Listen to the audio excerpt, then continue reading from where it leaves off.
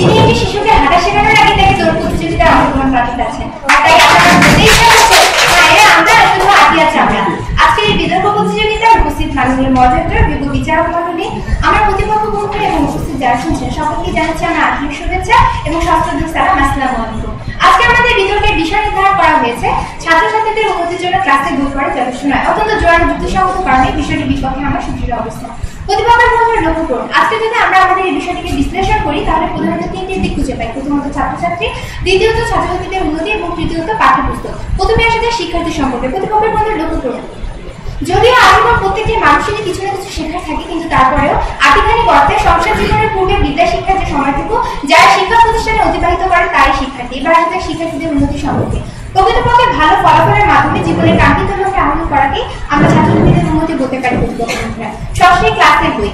একজন শিক্ষার্থীর মেধা, বয়স এবং প্রয়োজনের ভিত্তিতে দেশের সরকার বিভিন্ন প্রখ্যাত শিক্ষাবিদের সরকার যে সকল পাঠ্যক্রম প্রণয়ন করে থাকে সেগুলি পাঠ্যপুস্তক হিসেবে পরিচিত। প্রতিপক্ষ বন্ধুরা, আমার প্রতিপক্ষ দ্বারা প্রথম বক্তা বলে গেলেন বিশ্বজুড়ে পাশ করা সবার আমি ছাত্র নানাভাবে নতুন থেকে শিক্ষিত রাখা, অর্থাৎ কাজী নজরুল ইসলামের একটি বিখ্যাত কবিতা। কিন্তু প্রতিপক্ষ বন্ধুরা লক্ষ্য করুন, আমাদের পাঠ্যপুস্তকের পঞ্চম শ্রেণীর বাংলা বইয়ে কিন্তু সংযোজন করা হয়েছে এই কবিতাটি প্রতিপক্ষ বন্ধুরা, যার মাধ্যমে আমরা এর মর্মার্থ বুঝতে পারি।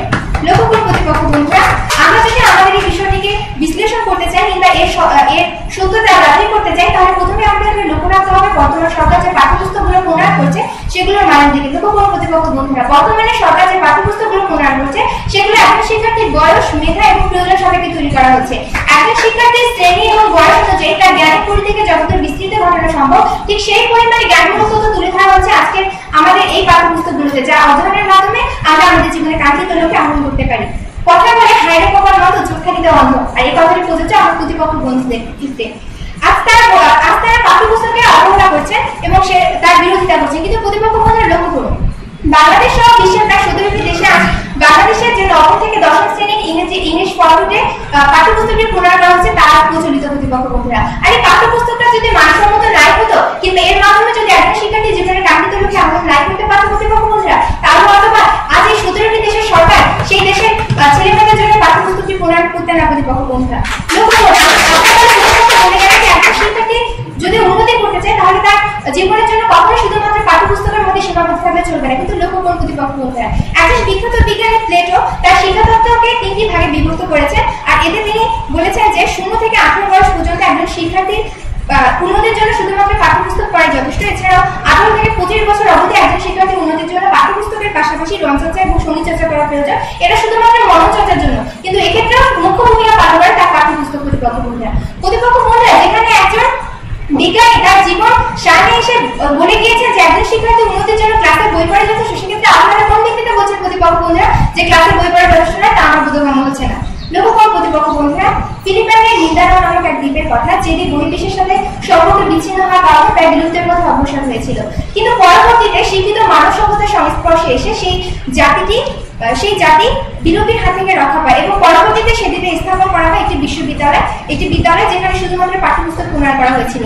আর লক্ষ্য করা যায় যে পরবর্তীতে শুধুমাত্র এই পাঠ্যপুস্তক অধ্যয়নের মাধ্যমে সেই বিদ্যালয়টি থেকে অনেক যোগ্য সন্তান গড়ে উঠেছে। প্রতিপক্ষ বন্ধুরা, তাদের এই জীবনের দোষকে প্রমাণ করে না যে একজন শিক্ষার্থী উন্নতির জন্য শুধুমাত্র ক্লাসে বই পড়াই যথেষ্ট।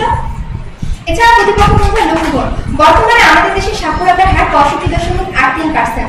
এক জরিপে দেখা গেছে যে আমাদের দেশের বরিশাল বিভাগে সাক্ষরতার হার 76%, চট্টগ্রাম বিভাগে 68%, ঢাকাতে 62%, খুলনায় 79%, রাজশাহীতে 65%, সিলেটে 55% এবং গড়ে নিরক্ষরতার হার হচ্ছে 34.17%। এছাড়া লক্ষ্য করা যায় যে 1990 সালে থাইল্যান্ডের জেমটি নামক স্থানে যে বিশ্ব সম্মেলন অনুষ্ঠিত হয়েছিল সেক্ষেত্রে বাংলাদেশের শিক্ষার্থীদের আজ দায়বদ্ধতা রয়েছে। এর কারণ কি প্রতিপক্ষ বন্ধুরা? এর কারণ হচ্ছে বর্তমানে আমাদের দেশের শিক্ষার্থীরা তাদের পাঠ্যপুস্তকে ব্যতি রেখে বিভিন্ন ধরনের বই পড়তে আগ্রহী হয়ে পড়ছে, যার প্রভাবে তারা ইতিবাচক এবং নেতিবাচক এই দুই দিকের সম্মুখীন হচ্ছে প্রতিপক্ষ বন্ধুরা। আর যেক্ষেত্রে নেতিবাচক দিকের প্রভাব সব থেকে বেশি লক্ষ্য করা যায়।